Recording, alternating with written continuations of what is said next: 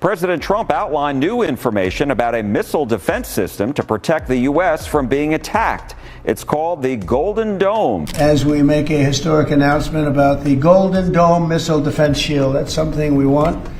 We have breaking news to lead off this hour. Prime Minister Mark Carney is taking fresh steps to reposition Canada's trade relationships. Potential that we have and consistent with Canada fully fulfilling its responsibilities. Canada thought it was finally stepping out of America's shadow. Prime Minister Mark Carney walked into a high-level defense meeting at Meech Lake like a man on a mission. He wasn't just there to talk policy. He was there to demand a seat at the table, a share of Donald Trump's prized missile contracts, and a bold new future where Canada would no longer be seen as a junior partner. On paper, it sounded historic. A Canadian leader finally standing up for sovereignty, military strength, and independence. But that's not how it played out. Because the moment Carney put those demands on the table, Trump slammed the door shut. No contracts, no deals, no bending on his terms. And in that single exchange, the illusion shattered. What was supposed to look like Canada stepping into power instead exposed just how fragile, underfunded, and dependent the Canadian military really is. Behind the polished speeches and patriotic slogans, Ottawa's defense system is running on fumes. Planes that can't fly, ships waiting on parts, and recruitment numbers collapsing so badly, they're buried in the basement. And while Carney tried to cover it up with strong words, Trump revealed the truth in front of the world. Canada had no leverage, no strength, and no way out. What happened at Meech Lake wasn't just another political argument. It was the opening shot of a much bigger confrontation, one that could leave Canada's military weaker than ever, its economy drained, and its sovereignty surrendered piece by piece. And the deeper you look, the more shocking it becomes. When Mark Carney walked into the defense retreat at Meech Lake, he didn't come quietly. He came armed with big words and bigger demands.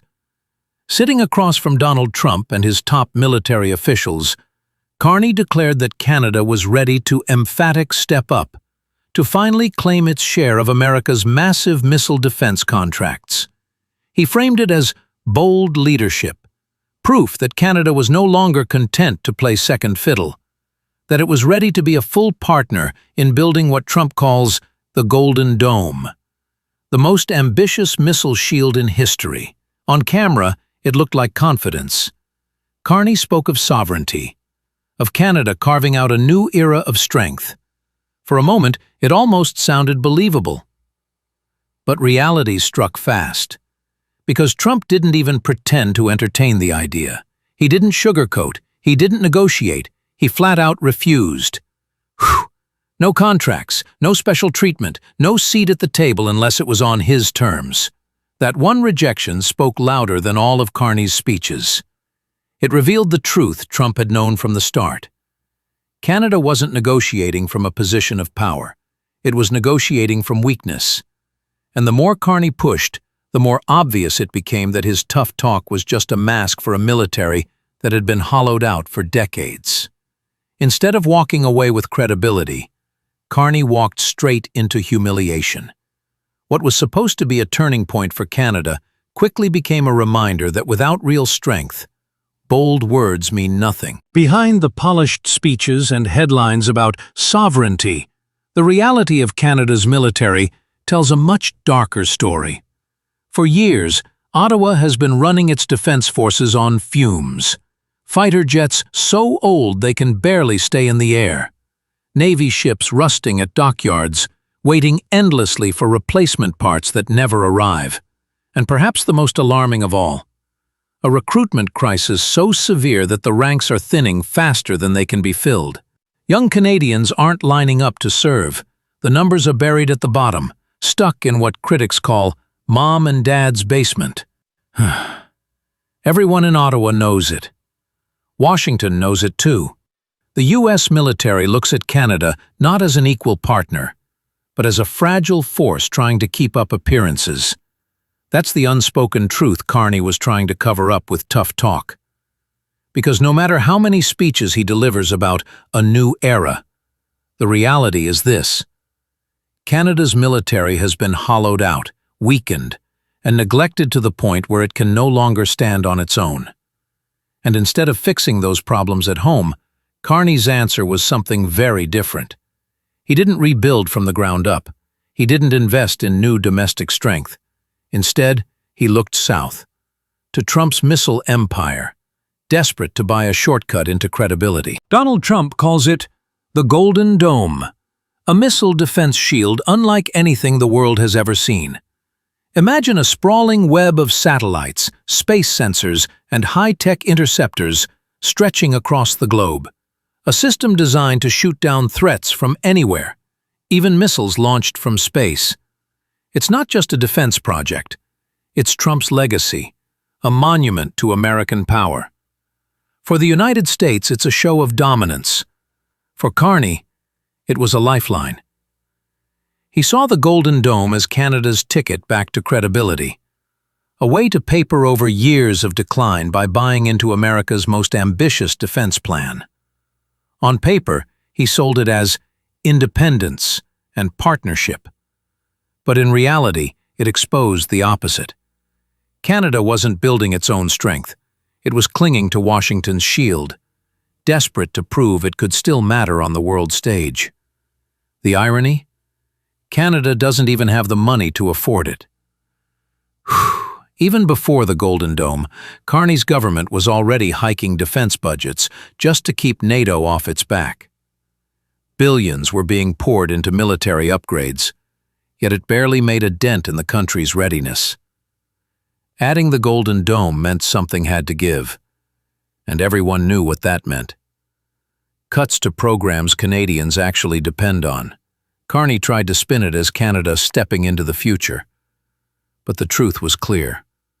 The louder he spoke about sovereignty, the more obvious it became. This wasn't leadership. It was dependence dressed up as strength. When the conversation turned to money, Trump didn't hold back. He wasn't there to negotiate, and he wasn't there to spare Canada's pride. Instead, he laid out the numbers in front of the cameras for the entire world to see. $71 billion. That's the price tag if Canada wants to stay independent and still take part in the Golden Dome. But then Trump dropped the real bombshell. $0 if Canada simply gives up its independence and joins the United States as the 51st state. It wasn't just math, it was a public humiliation. Trump took Carney's tough talk about sovereignty and shredded it in seconds. Standing there in that room, Carney had no comeback. He couldn't deny the numbers, he couldn't hide the dependency. He could only smile weakly, as Trump reminded everyone who truly holds the power. What Carney wanted was a handshake, maybe a small concession he could take home to Ottawa and sell as a win. What he got instead was a brutal lesson in leverage. Without strength, you don't set the terms, you just take them. Trump didn't just shut him out of the contracts, he exposed the weakness of an entire country. And he did it in the most public way possible. Back home, the numbers painted a brutal picture.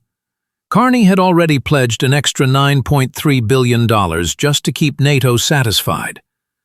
Layer the Golden Dome on top of that, and suddenly Canada wasn't just spending more, it was bleeding money. And when governments start bleeding cash, it's never the politicians who pay the price, it's ordinary people. The billions for Trump's defense shield had to come from somewhere. That meant healthcare budgets already stretched thin. Infrastructure projects put on hold yet again. Agencies told to cut fat when there's barely anything left to trim. Everyday Canadians, families juggling bills, workers watching wages stagnate, suddenly found themselves footing the bill for an American weapons program they had no control over. Carney pitched it as an investment in sovereignty. But ask anyone waiting for a hospital bed, stuck on a crumbling highway, or wondering why their taxes keep climbing. And it doesn't feel like sovereignty at all. It feels like sacrifice. Sacrifice for a project run out of Washington, not Ottawa. And here's the cruelest twist. This wasn't even a one-time payment. The Golden Dome isn't a check you write and walk away from. It's a subscription, a never-ending drain of billions, year after year, with no clear end in sight. For Canada, that meant not just short-term pain, but a future of dependency and economic strain. Money can be replaced, budgets can be rebalanced, but sovereignty? Once you lose that, it's gone. And that's exactly what critics warned Canada was giving up by chasing Trump's Golden Dome. On paper, Ottawa would be a partner. But in reality, the Pentagon would hold the keys. If a missile was launched, if a radar picked up a threat, it wouldn't be Canada deciding whether to respond, it would be Washington. The system may sit over Canadian skies, but the control panel sits in American hands. Think about what that means. If the U.S. ever decided to test its strength against Beijing or Moscow, Canada wouldn't get a vote. It wouldn't even get a warning. It would be dragged into the conflict automatically, locked into America's battles whether it wanted to fight or not. That's not defense. That's surrender. Carney tried to sell it as building sovereignty. But plugging Canada into the Golden Dome didn't make the country stronger. It made it more dependent than ever. A military that was already struggling to stand on its own would now be permanently tethered to Washington's chain of command. And here's the brutal truth. There is no real alternative. The European option Carney hinted at? It doesn't exist at this scale. No other alliance can match what the Golden Dome promises. Which means Canada isn't choosing between equals. It's cornered. Either accept American control, or admit it can't defend itself at all. What was supposed to be Canada's moment of strength is now being remembered as the moment everything started to unravel. Carney walked into Meech Lake talking tough, demanding contracts, and promising a new era of sovereignty. But the harder he pushed, the more obvious the truth became. Canada had no leverage, no strength, and no independent future outside of Washington's shadow. Every move he made exposed the cracks even deeper. A military already running on fumes was now stretched thinner by billions in new commitments. An economy already straining under the weight of inflation and rising costs was forced to bankroll an American weapons program, and a government that claimed to be defending independence ended up giving more control to the Pentagon than ever before. For critics, it's simple. This isn't a partnership. It's not leadership. It's collapse. Collapse of Canada's military posture. Collapse of its sovereignty. And collapse of the illusion that Ottawa can still call its own shots. What began as a bold speech about strength ended with the country boxed in, drained, and more dependent than at any point in modern history. And perhaps the most dangerous part, this is just the beginning. The Golden Dome isn't finished. The negotiations aren't over, which means Canada's slow-motion surrender has only just started. Highs. In the end, the meeting at Meech Lake wasn't just about contracts or missile defense systems. It was about power. Who has it, and who doesn't? Carney walked in promising a new future for Canada, one built on sovereignty and strength. But the moment Trump slammed the door, the illusion shattered. Instead of walking out with credibility, Carney exposed just how fragile Canada's position really is. The country's military is crumbling, its economy is stretched thin, and its so-called independence is now tied directly to decisions made in Washington. For every dollar Canada pours into Trump's Golden Dome, it loses a little more of its ability to stand on its own. And this is where the real danger lies. Because once Canada is locked into America's system, there's no going back. Ottawa won't be deciding when missiles are launched or when threats are intercepted. The Pentagon will. And if Washington decides to flex its strength against Beijing or Moscow, Canada will be dragged in whether it's ready or not. That isn't protection. That's dependency disguised as defense. Critics are calling this the beginning of a collapse, not just of Canada's military posture, but of its sovereignty itself. A collapse that isn't loud or sudden, but slow, creeping, and unavoidable the longer this path continues. And the more Carney insists he's standing up for Canada, the clearer it becomes that Canada is being pushed further down a road it may never escape from.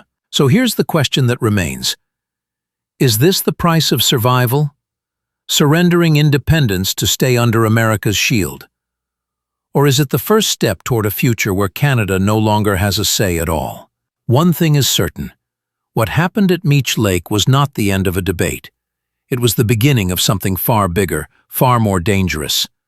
A confrontation that will decide not just Canada's military future, but its very identity as a nation.